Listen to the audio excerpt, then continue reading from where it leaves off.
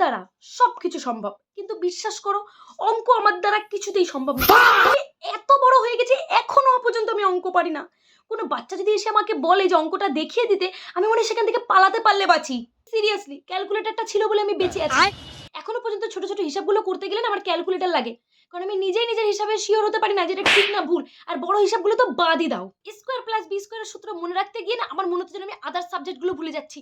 আর কিছু কিছু মানুষ ছিল যাদেরকে যদি জিজ্ঞাসা করতাম না এই তোদের ফেভারিট সাবজেক্ট কি রে, বলতো অঙ্ক।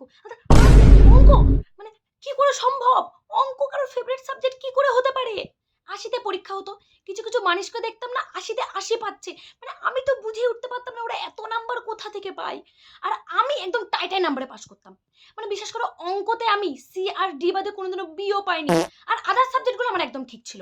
মানে আমার কি মনে হয় জানো তো, এখন এই জন্য তো অঙ্ক আমার দ্বারা হলোই না। এখনো ৭ বার জন্ম নিলেও অঙ্ক আমি কোনোদিনও বুঝবো না।